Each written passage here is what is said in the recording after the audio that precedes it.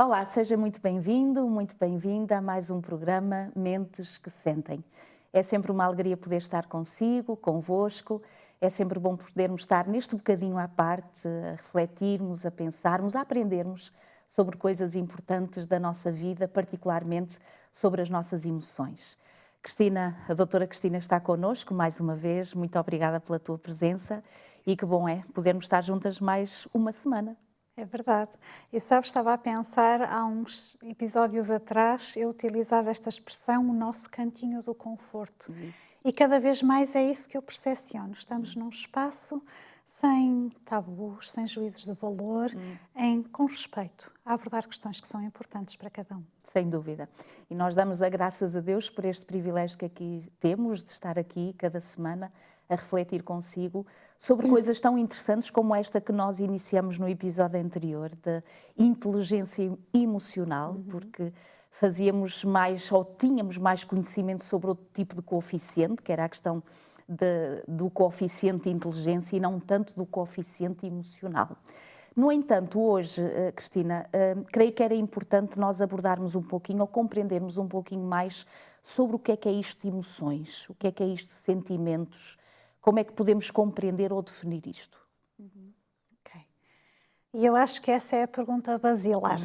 Afinal, estamos a falar do De quê? quê? Não é? A primeira coisa que eu gostava que nós tivéssemos percepção é que as emoções são naturais.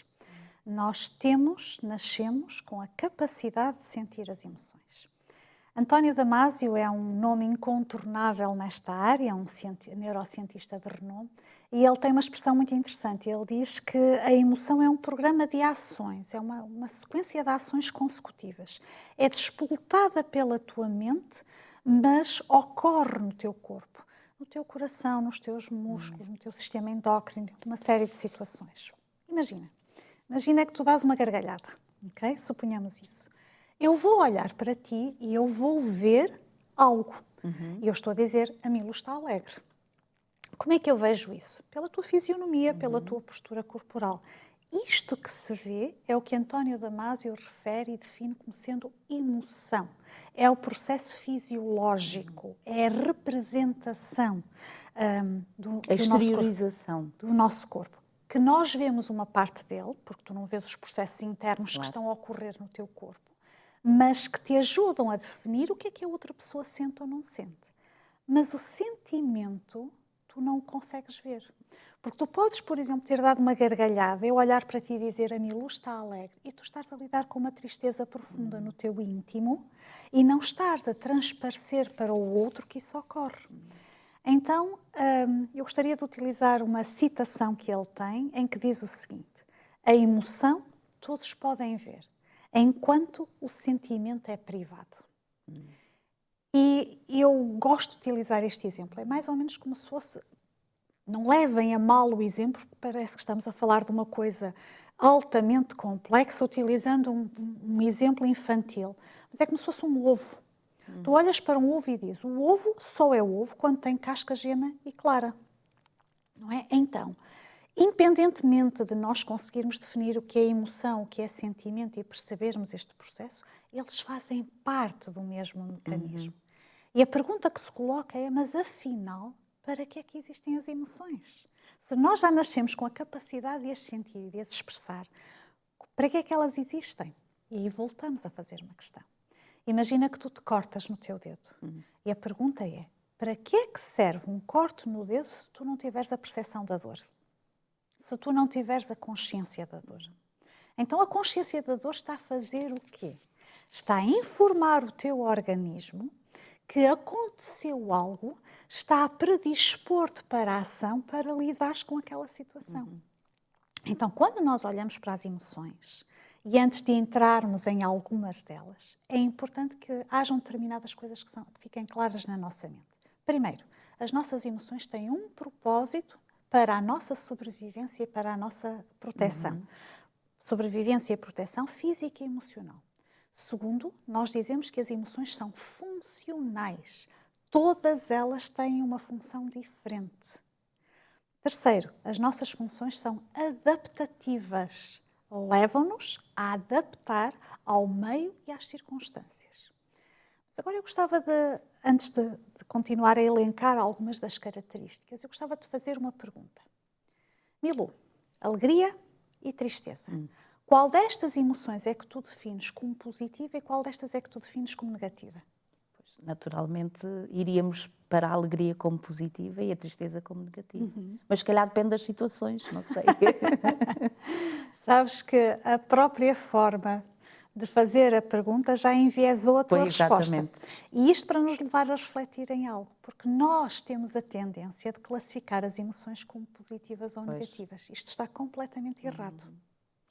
Se as emoções têm uma função, se elas são adaptativas, elas são sempre positivas. Se dentro da sua funcionalidade elas executarem o propósito que têm. O que nós confundimos é que há emoções agradáveis e desagradáveis de sentir. Então nós tecemos um juízo de valor. Como é desagradável sentir a tristeza e eu não quero voltar a passar por isto, eu digo que é uma emoção negativa. Mas não é. Esta é a primeira coisa que eu gostaria de desmistificar. Todas elas têm uma funcionalidade, são positivas e são adaptativas. E agora vamos imaginar um exemplo do dia-a-dia, uma criança, por exemplo, 7, 8, 9 anos de idade, que está na escola e que vai ter um teste no dia seguinte. E de repente a criança começa a queixar-se. Dói-me a barriga, dói-me a cabeça, até apresentar ali alguma sintomatologia febril. Vamos excluir outro tipo de causas, está bem? Vamos nos centrar apenas nisto. A criança está a vivenciar a emoção do medo. E fisiologicamente o seu organismo está a reagir. A dor de cabeça, a dor de barriga, a sintomatologia febril. Mas porquê é que a criança age desta forma ou porquê é que o seu organismo reagiu desta forma? Pelo valor que a criança sente em relação àquilo. Vai ser difícil. A professora vai se aborrecer comigo, por exemplo. E agora vamos mais uma vez sair um bocadinho daquele padrão de referência que nós temos e alargar o leque de pensamento. Eu recordo-me em relação a esta questão das emoções, eu recordo-me de uma situação com a qual tive que contactar relativamente pouco tempo. Uma jovem mãe partilhava comigo uma experiência que teve com a filha. A filha, salvo erro, terá agora 4 aninhos. E todos nós temos aqueles dias em que não temos bom acordar. E de certeza que tu, que eu e alguns dos que nos ouvem se identificam plenamente com aquela expressão de que desespero. A mosca vai para a direita, chora, a mosca vai para a esquerda, chora, nunca está bem com nada, chora por tudo e por nada. Pronto, esta mãe estava num dia assim. A criança saiu da cama, foi à cozinha, viu que o pequeno almoço não estava na tigela que ela queria, chorou, chorou, chorou, chorou, fazia uma birrota e a mãe estava desesperada. Até que a mãe se recordou de um joguinho que tinha já há algum tempo e que eu acho muito interessante. E desafio aqueles que são pais e avós a poderem procurar e fazer algo. E que tem a ver exatamente com estimular a identificação das emoções. Então, eram bonequinhos, a mãe até fez aquilo. Bonequinhos em que, por exemplo, o bonequinho vermelho era a emoção da raiva, o bonequinho amarelo era a emoção da alegria, o bonequinho azul era a emoção da tristeza, por exemplo. Então, a mãe foi buscar esses bonequinhos e olhou, vamos imaginar que esta menina se chama Maria, por exemplo, e olhou para a pequenina e disse assim, pegou no bonequinho vermelho, o bonequinho da raiva, a menina já sabia, não é? E dizia assim, Maria, tu estás-te a sentir assim. E a menina dizia, não, não estou, e chorava e continuava. E a mãe voltava a insistir, não, querida, tu estás-te a sentir assim. E a menina dizia que não. Até que a mãe optou por uma estratégia um bocadinho diferente. E perguntou-lhe, então, mostra-me como é que tu te estás a sentir. E a pequenina foi e pegou no bonequinho azul, o bonequinho da tristeza. É assim que eu me estou a sentir. Independentemente de tu e eu, enquanto adultos, podermos dizer, não, porque aquela criança estava a sentir era raiva, a verdade é que a percepção que aquela criança tinha é que o evento em si lhe estava a provocar tristeza. E agora a pergunta que eu te coloco é, o fato de uma criança de 4 anos te identificar que não está com raiva, mas está com tristeza, modifica ou não logo automaticamente o teu posicionamento enquanto adulto? Com certeza. Modifica logo. Porque a minha estratégia de atuação vai ser completamente diferente. Porquê é que eu trouxe estes 2 exemplos? Para nós percebermos o impacto de aprendermos a identificar as emoções, a desenvolvermos uma linguagem que está mais à vontade com isto e a reproduzirmos isto nos nossos contextos familiares. E agora iremos abordar algumas das emoções em concreto também. Já agora, Cristina, é interessante, estavas a falar e eu estava a pensar, mesmo a nível dos nossos relacionamentos de adultos, muitas das vezes nós temos grandes desafios e vêm as incompreensões e vêm os problemas, porque detectamos uma determinada emoção, mas não estamos a compreender o sentimento. E nós estamos a gerir apenas na fase ou no nível da emoção, quando aquilo é mais profundo. Portanto, aquilo tem a ver, porque nem sempre nós exteriorizamos corretamente o nosso próprio sentimento. Como essa menina, não é? Que aparentemente parecia uma coisa, mas afinal ela sentia como outra coisa. E eu acho que isto é muito importante. E já agora, antes de continuares, porque é importante também, lá em casa, vós poderes ter aí em casa, para aqueles que já estão connosco há muito tempo, sabem que nós temos este manual de estudo que é gratuito, que nós poderemos enviar para vós, apenas contactar-nos através do 933 9392 91 e nós teremos toda a alegria e o privilégio de poder enviar para si ou enviar para algum amigo que queira oferecer este manual de estudos Sentimentos, a ciência do existir, que fala sobre várias coisas, assuntos que nós já tratamos aqui em diferentes episódios, outros que estamos a tratar agora e que trataremos no futuro, na graça de Deus. Então é um excelente manual, portanto não perca esta oportunidade e entre em contacto connosco. Falar dessas emoções então e, portanto, dessas experiências tão naturais quanto a nossa própria existência, a alegria, a tristeza e tudo isso. O que é que poderemos dizer sobre isso, Cristina? Olha, Milu, eu gostava de recuperar algo que tu estavas a dizer há pouco, que eu acho muito importante. Tu estavas a falar, nós avaliamos ao nível da superfície, portanto, aquilo que é visível aos nossos olhos, mas nem sempre percebemos o sentimento. E aqui é um parênteses. Mesmo às vezes aquelas situações em que a pessoa aparentemente não está a conseguir expressar uma emoção. Imagina, a pessoa que está a lidar com um desafio, ou uma perda, ou algo que é significativo. E nós dizemos, mas aquela pessoa parece que está sem emoções, desprovida de emoções. E se calhar já é uma emoção em si. E nós estranhamos. É o que nós chamamos o embutamento emocional. Mas pensa comigo, a maior parte das vezes nós não temos uma perspectiva de compreensão face a isto. Nós temos uma perspectiva de apontar o dedo. Exato. Então, é-me muito frequente lidar com situações em que as pessoas me dizem: perdi a capacidade de chorar. Atingi o mais baixo nível, perdi a capacidade de sentir. Eu não consigo saber como é que era viver antes. Porque a minha realidade atual é só esta. Atualmente. Então, por que é que eu estou a fazer esta referência? Para que haja da nossa parte compreensão, paciência, respeito acima de tudo.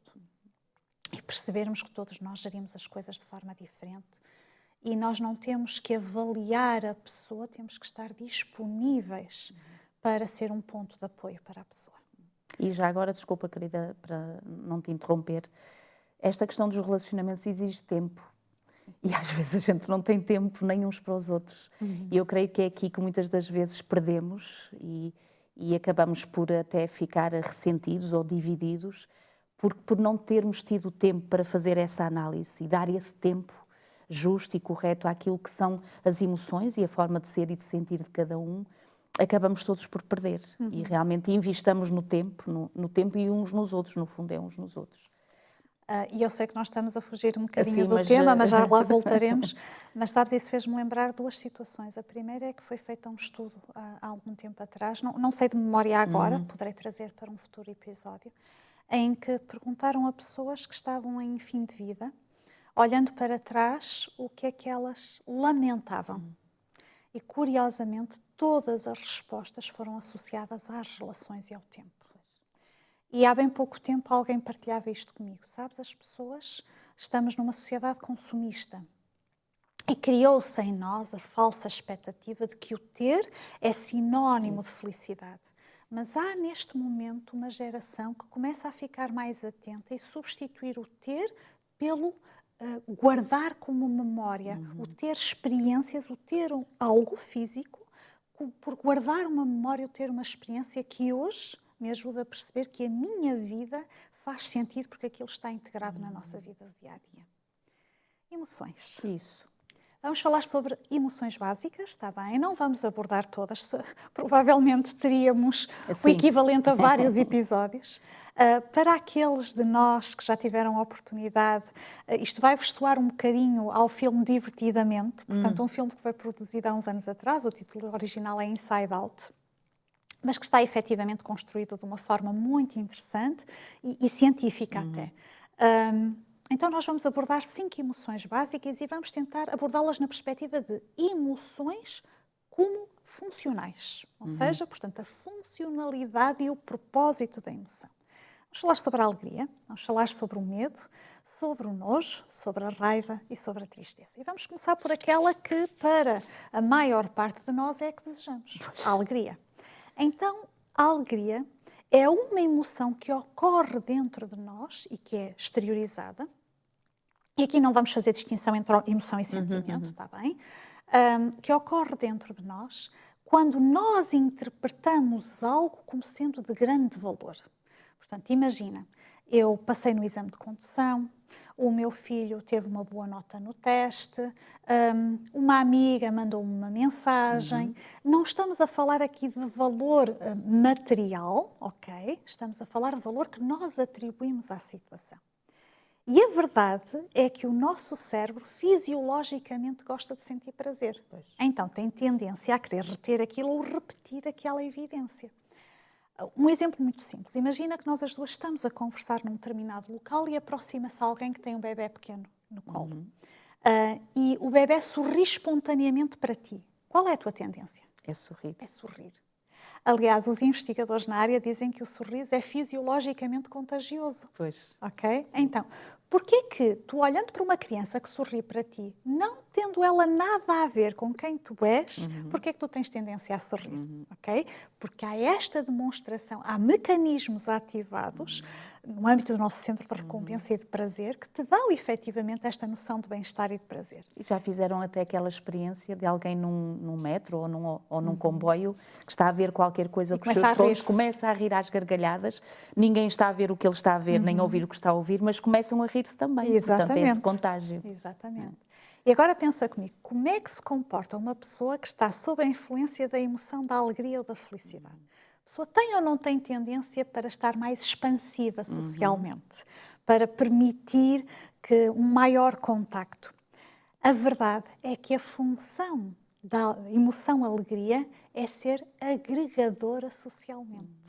É isto que a emoção e a alegria faz. A funcionalidade dela, eu estou a atrapalhar, é agregar socialmente. Agora a pergunta que eu te coloco é, imagina que tu conheces alguém que esteja sempre no mesmo pico de alegria? Pois. Se conhecesses alguém que estivesse sempre no mesmo pico de alegria, ias dizer, epá, aquilo é alegria excessiva, aquilo foge. É estranho. É estranho. Isto mostra-nos que as emoções têm a característica, para cumprirem a sua funcionalidade, de ir e vir. Quando tu tens um contínuo de uma determinada emoção, ela já poderá estar a passar para um sintoma, por exemplo. E agora vou pedir a quem nos ouve e quem nos vê que contextualize isto. Não estamos a fazer diagnósticos baratos, está bem? Mas, por exemplo, quando estamos numa situação em que temos, no tempo, uma demonstração de alegria ou de euforia continuada perante uma situação de uma determinada pessoa, para além de outros indicadores, nós poderemos estar a lidar com uma situação de bipolaridade, por exemplo. E aqui já estamos a falar da alegria enquanto sintoma e não enquanto função. Portanto, o nosso objetivo hoje, ao descrevermos as emoções, não tem a ver com atribuir-lhes o caráter de sintoma, mas atribuir-lhes o caráter funcional. E, mais uma vez, volto a referir isto, não queremos apenas descrevê-las, queremos que as pessoas pensem nelas de forma a refletir. Outra emoção extremamente poderosa é o medo. E é consensual para a maior parte de nós que o medo tem uma função protetora. Está associado à nossa sobrevivência física. Portanto, o que é que o medo faz? Ele é elicitado sempre que nós estamos perante uma situação em que nós identificamos como potencialmente lesiva para nós. Então, o medo é a emoção que aciona um mecanismo de coordenação de respostas. É protetora, é uma emoção de alerta. Imagina duas situações distintas. Imagina que eu estou a conduzir e que a determinada altura eu me apercebo que acabou de acontecer um choque em cadeia. Imediatamente eu fico com medo. O que é que esse medo me vai fazer? Vai despoltar uma série de mecanismos fisiológicos que vão fazer com que eu acabe por ter comportamentos de prevenção. Epá, vou reduzir a velocidade, ligar os 4 piscas, mudar de faixa de rodagem. Isto é a identificação de um perigo iminente. Mas o medo também é ativado quando nós somos ou estamos perante uma situação em que identificamos a percepção de um perigo. Imagina que eu sou uma pessoa que não lido bem com alturas, por exemplo, e de repente tenho que atravessar uma ponte pedonal, ok? Por cima de um rio. Eu vou cheia de medo a atravessar aquela ponte. Porquê? Porque eu receio que a qualquer momento me possa desequilibrar e cair. Então, o medo é ativado nestas duas circunstâncias, perante um perigo iminente e perante a percepção de um perigo. Só que muitas vezes esta percepção leva a que eu fique bloqueada, impede-me a ação. Por isso, pensa comigo, imagina que estamos aqui e de repente acontece um ruído muito forte e eu olho automaticamente para ti. E eu vejo a tua expressão facial e tu estás com uma expressão facial assustada. O que é que achas que me vai acontecer? Mas contagia-te nisso também. Mas é contagiante porquê? Porque o meu cérebro interpreta que... Perdão, desculpem. O meu cérebro interpreta que se tu estás com medo, estás potencialmente em perigo. Se tu estás potencialmente em perigo, eu também. Eu também estou. Exatamente. E aqui deixem-me só fazer um parênteses. Nós já tivemos episódios em que abordamos a ansiedade. Quando é que o medo deixa de cumprir a sua função de proteção e de alerta e passa a ser um sintoma? Quando, de alguma forma, ele acaba por ter uma continuidade no tempo desproporcional à situação que o provocou. Por exemplo, eu lembro-me de uma situação de uma senhora que durante algum tempo acompanhei. Esta senhora tinha muita ansiedade. Portanto, o medo pode ser uma base para o aparecimento da ansiedade. E esta senhora era incapaz de sair à rua sozinha. Ela não ia à padaria, ela não ia ao supermercado, ela não se metia num transporte público, ela não saía de casa a não ser acompanhada. E isto porquê? Porque a uma altura ocorreu a senhora ter desmaiado num local público. E a senhora dizia que de cada vez que pensava em sair de casa, estava a perguntar-se a si própria: quando é que eu vou desmaiar outra vez? E se eu caio mal e parto alguma coisa? Isso não está lá ninguém para me socorrer. Aqui já estamos a falar de um medo como sintoma de um quadro que evolui para algo patológico. Porque nós também já tivemos a oportunidade de ver que existe a ansiedade funcional e a ansiedade disfuncional. E só aqui uma última ressalva em relação a esta questão do medo. Muitas vezes, aquilo que ocorre é que nós, perante uma situação de medo, ilicita em nós o tal sistema de luta ou fuga que já tivemos a oportunidade de abordar em episódios anteriores. E o que é este sistema de luta ou fuga? Eu tomo uma decisão perante a potencial ameaça. Ou eu defendo-me, ou eu fujo, mas há situações em que as pessoas congelam. E as pessoas acabam por olhar para si próprias de forma desmerecedora e dizer: mas eu congelei, isso não deveria ter acontecido. Eu gostava de tranquilizar um bocadinho aqueles que nos ouvem e pegar aqui num exemplo da natureza. Se tu estiveres a passar numa zona onde tem, por exemplo, um escaravelhozinho, e o escaravelhozinho sentir que tu estás a passar por lá, ele faz-te de quê? De morto. Normalmente ele faz-te de morto. Ele congela. É uma estratégia de sobrevivência.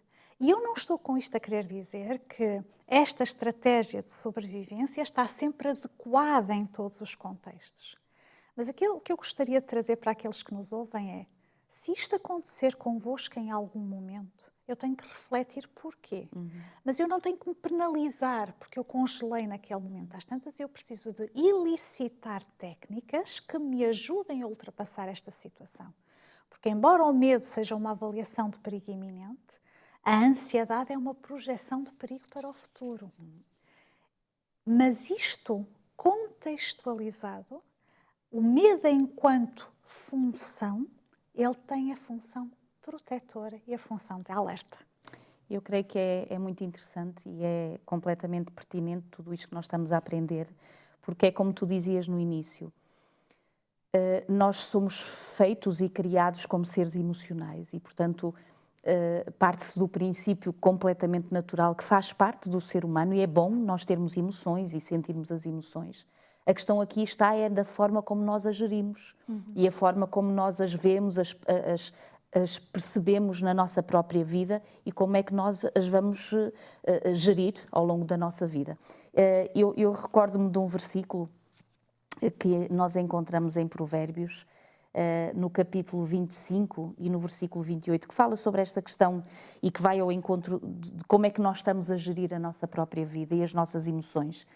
E o Senhor aqui diz, como uma cidade derribada ou derrubada, que não tem muros, assim é um homem que não tem domínio próprio. Exatamente. E isto é tão extraordinário ao ponto de nos fazer entender que não é o facto de sermos emocionais que está o problema, mas é o facto da forma como nós gerimos este domínio próprio, que no fundo vamos desenvolver isto depois nos próximos episódios, mas realmente do Senhor vem sempre o conhecimento correto, que não é o facto do desafio em si que temos perante nós, mas é a forma como nós vamos fazer face a esse mesmo desafio. E o desafio que nós deixamos é exatamente estarem connosco no próximo episódio, se Deus quiser. Agradecemos mais uma vez à Cristina e desejamos tudo bom para a sua vida, para a vida daqueles que ama e que o Senhor continue a trazer vitórias, sucessos e a correta, melhor gestão das suas emoções. Fique connosco na próxima semana, se Deus quiser.